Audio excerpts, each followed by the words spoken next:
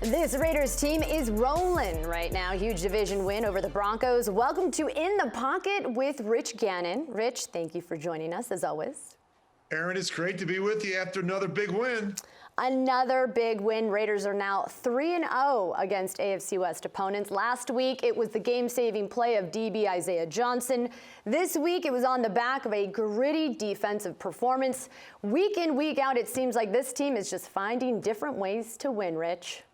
Yeah, I think when you start looking at some of the wins against Kansas City, against New Orleans, now 3 divisional wins, this was something that was a problem for the Raiders in years past, winning the division. They've already beaten Denver. They've already beaten the Chargers. They've already beaten the Chiefs, and that's important. We talked last week, Erin, about their ability to go on the road and win, which is significant. But I just think, how they're playing now. We talked a lot at the beginning of the season about how they have to play better defensively, right? And certainly we've seen it the last couple of weeks.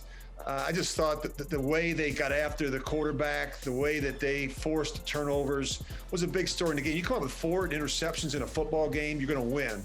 I mentioned just a few minutes ago, getting Nick Kwiatkoski back last week is significant because he's a playmaker. He is the heartbeat, I think, of the communication that goes on defensively, whether it's in their base package, whether it's in the sub package. I think he's a calming influence on the defense, and talking to Paul Gunther and John Gruden. So I just think getting him back out there has made a world of difference the last 2 weeks. 3rd year in Gruden's system, and you're starting to see that confidence and comfortability pay off. And I have this question for you. Are you starting to see the consistent theme in terms of the identity? Is running the rock early and often give Josh Jacobs and, like you said, Devontae Booker kind of that 1-2 punch?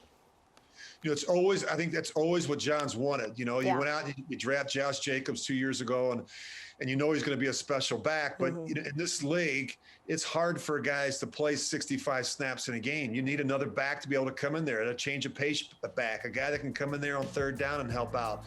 I just think that, what Devontae Booker did yesterday was significant. I mean, the two of them, combined for 4 touchdowns.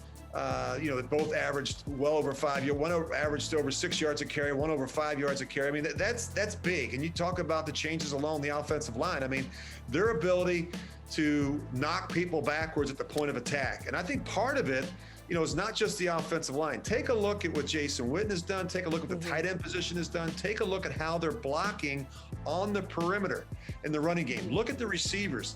It's been impressive. When you go back and you watch the film, watch how they block on the edges. And that opens up a lot of opportunities for those backs to bounce runs and get up on the second level. And I love that you mentioned the blocking. I love that you mentioned the offensive line, because our team is currently 7th best in their rushing attack, and that is with a revolving door up front with the injuries to Trent Brown. Richie Incognito hasn't really been available.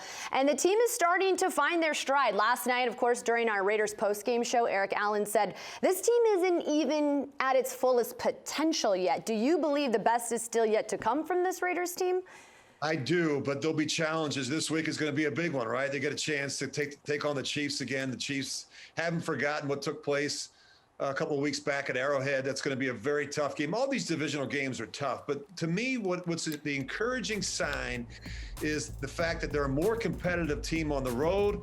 They're taking better care of the football. They're creating some turnovers, getting plays in the kicking game. To me, they're playing complementary football. They're playing smart football.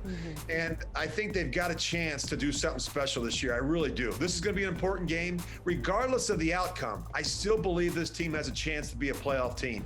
If they stay healthy and keep trending in the right direction. The defense, to me, we talked about this, Erin, you and I a couple of weeks ago. I said, look, I'm not worried so much about Derek and the offense. I know they can score points. Can the defense stop people? Can the defense keep the scoring down? Can the defense create some negative plays? And we're starting to see that the last couple of weeks. And they're going to need to, of course, like you said, next week, Chiefs on deck. What's the key to victory to beating Patrick Mahomes, Andy Reid and company? Eliminate the explosive plays. You can't stop Mahomes the entire day. They're going to score some points. You just don't want it to be a shootout.